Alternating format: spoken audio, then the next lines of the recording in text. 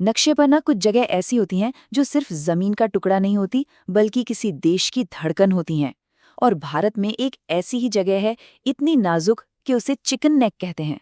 तो आज हम समझने वाले हैं कि कैसे इस सबसे बड़ी कमजोरी को एक भूमिगत किले में बदला जा रहा है। तो सवाल ये है कि आखिर ये जगह इतनी खतरनाक मानी क्यों जाती है। इसके लिए ना सबसे पहले इसकी बनावट को समझना होगा, जो इसे बेहद खास भी बनाती है और उतना ही असुरक्षित भी। जानते हैं दुनिया के बड़े बड़े रणनीतिकार इसे क्या कहते हैं?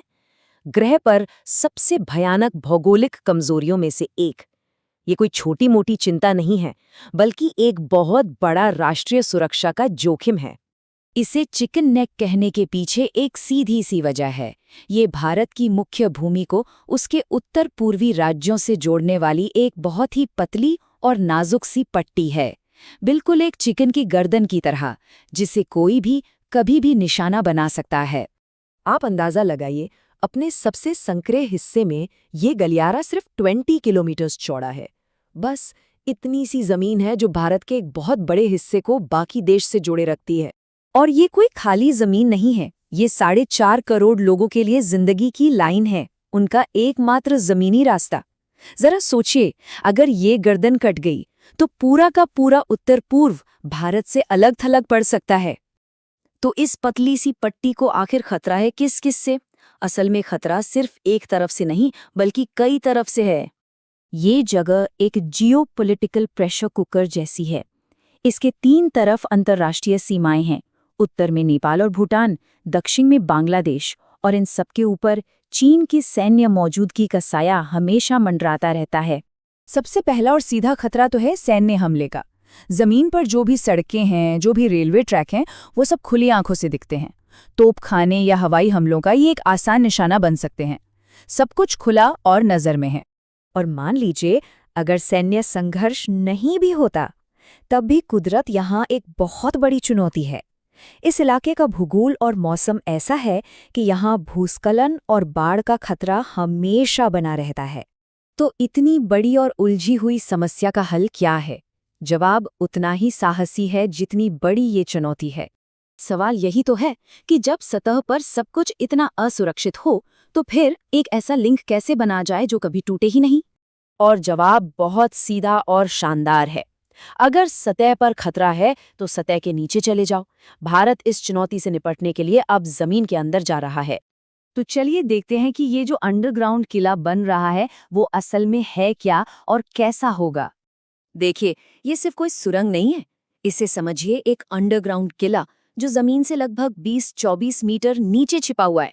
मतलब इतना गहरा कि ऊपर से दुश्मन की निगरानी हो या खराब मौसम, किसी का भी इस पर कोई असर नहीं होगा। ये जो अंडरग्राउंड रेलवे लाइन है, ये लगभग 36 किलोमीटर लंबी होगी। ये 3 माइल हैट को बागडोगरा से जोड़ेगी, जो इस इलाके के 2 सबसे अहम लॉजिस्टिक हब हैं, सेना और आम लोगों दोनों के लिए। तो पूरा प्लान डबल लेयर का है। जमीन के ऊपर 4 ट्रैक होंगे आम ट्रैफिक के लिए, और ठीक उनके नीचे जमीन के अंदर 2 सुरक्षित ट्रैक होंगे जो हर मौसम और हर हाल में काम करेंगे। मतलब एक तरह से एक खुला हाईवे और एक सीक्रेट सबवे एक साथ। यानी कुल मिलाकर इस नए सुपर कॉरिडोर में होंगी 6 रेलवे लाइनें। ये क्षमता में एक बहुत बड़ी छलांग है, जो न केवल सुरक्षा बढ़ाएगी, बल्कि इस रूट को पहले से कहीं ज्यादा तेज और कुशल भी बना देगी। तो आखिर में इस पूरे प्रोजेक्ट का नतीजा क्या होगा? ये सिर्फ एक रेलवे लाइन से कहीं ज्यादा है। ये पूरे इलाके की तकदीर बदलने की ताकत रखता है। इसके फायदे दोहरे हैं। एक तरफ सेना बिना किसी की नजरों में आए चुपचाप अपने सैनिक और साजो सामान को एक जगह से दूसरी जगह ले जा सकती है, और दूसरी तरफ आम लोगों को एक भरोसेमंद रास्ता मिलेगा जो कभी बंद नहीं होगा। और ये लाइन सीधे सेना की छावनी और वायुसेना स्टेशन से जुड़ेगी।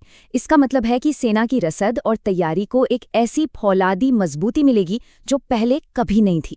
दशकों से ये गलियारा भारत की सबसे बड़ी चिंताओं में से एक रहा है। एक ऐसी कमजोरी जो हमेशा देश के लिए एक डर बनी रही। लेकिन अब वही कमजोरी एक ताकत में बदल रही है, एक सुरक्षित और भरोसेमंद राष्ट्रीय संपत्ति में। एक तरह से कह सकते हैं, और ये लाइन इस पूरे प्रोजेक्ट को बहुत अच्छे से समझाती है कि चिकन नेक को अब अंदर से बाहर तक एक कवच पहनाया जा रहा है। और ये हमें एक बहुत बड़े सवाल पर लाकर छोड़ देता है। क्या दुनिया में ऐसी और भी भौगोलिक कमजोरियां हैं जिन्हें इस तरह की कमाल की इंजीनियरिंग से एक ताकत में बदला जा सकता है?